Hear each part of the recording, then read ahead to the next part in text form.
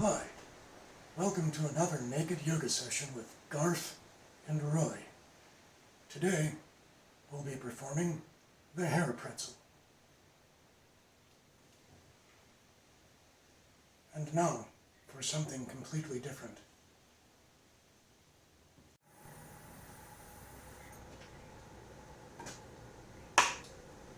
Today, I'm deviating slightly from the standard subject of archery. What I have here, well, first things first, for you OCD safety people, which I much respect, let's verify that we're clear here. Nice and clear. We have a Model 1908 Harrington Richardson's single shot 12 gauge. I bought this for $100 and it came with a cracked walnut stock. I'm not a big fan of cracked stocks, so I made a cherry wood stock. I had a small board of cherry wood that was bigger than a 2x4, and it was something close to this. This is a ragged old piece of kumaro. And this is what it turned into. Immediately, I'm sure some of you are thinking, wow, that's a really short stock.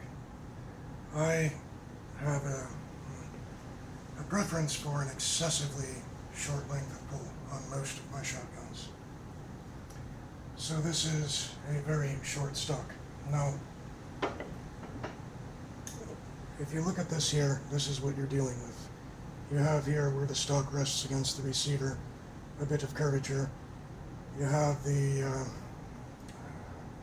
retaining bolt body here, which is obviously thicker than the bolt. And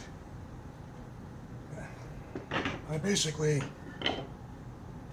took the original stock, drew out a rough shape, and got my angles. I put the board into a vise and drilled it with the appropriate bit, and it came out okay. I bored a wider hole to begin with for the first inch and a half or whatever that is, and the rest of the hole is approximately the width of the bolt.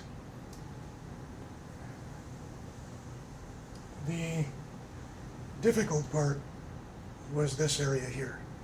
If you look at the interior, the back of it, it's not flat. It curves in there. It's kind of rounded. I handled that mostly with a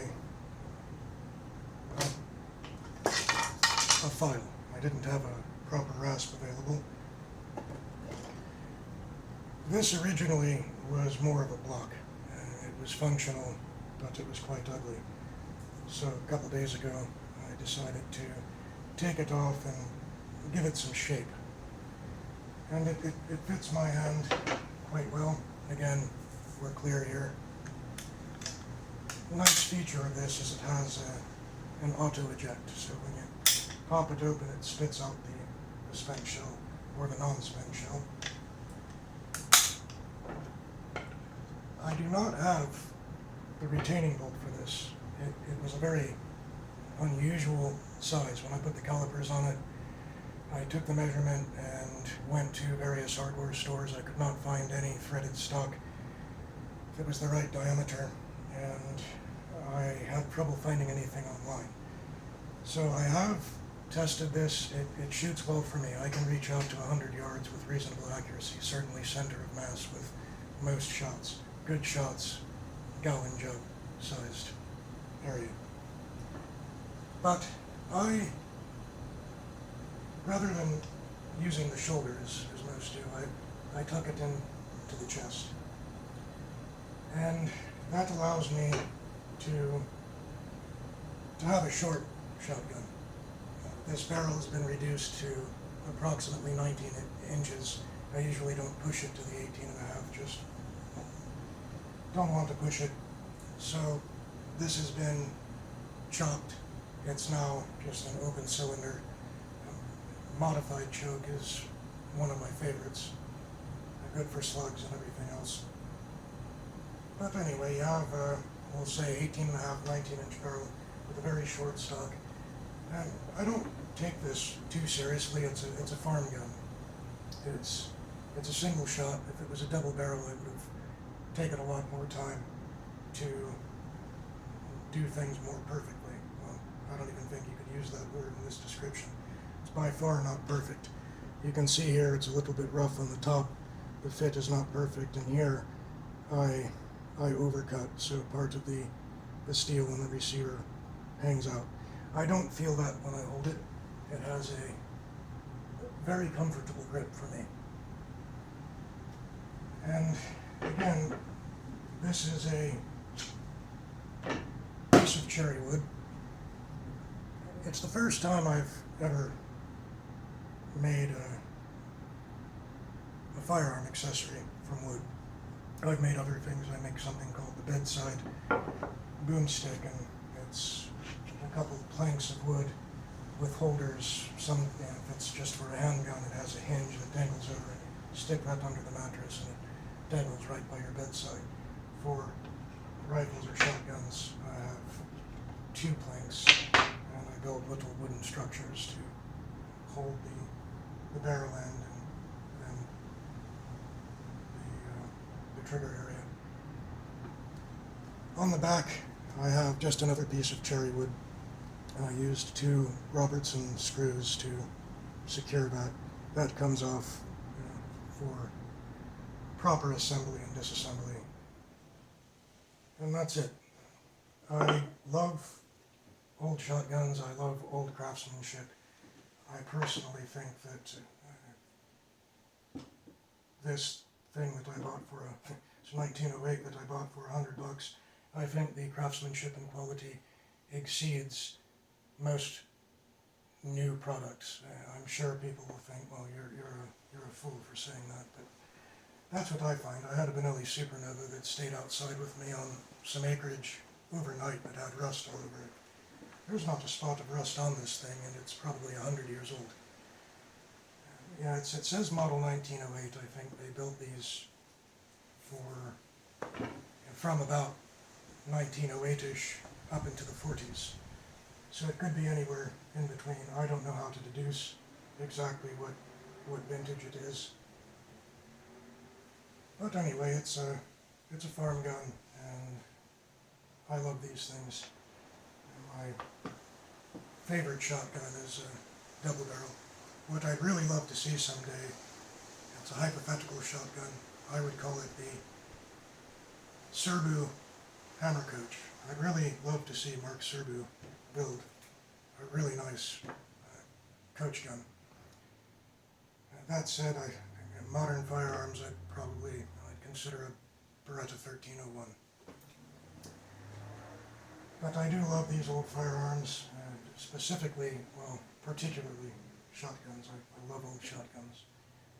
And I'm quite fond of this.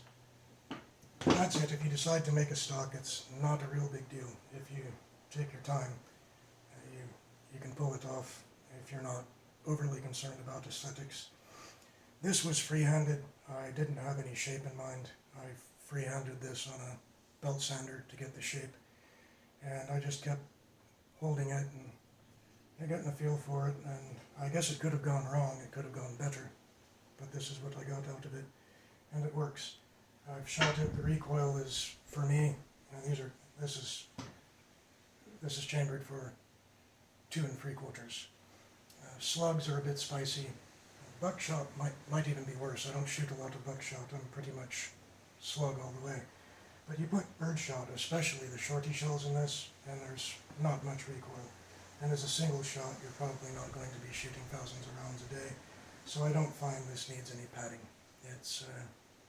It's fine for me. I wanted to mention that the stock, the original stock for this, that's what started me in thumb rings. Hey.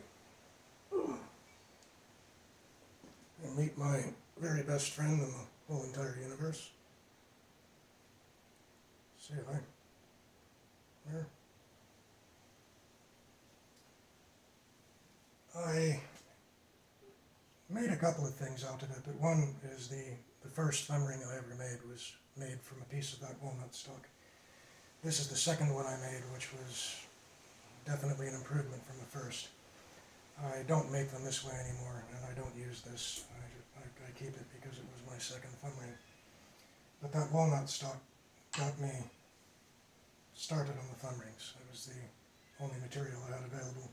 And then shortly after I moved on to making aluminum thumb rings. That said, if you want to see Garth and Roy, that's actually not my channel.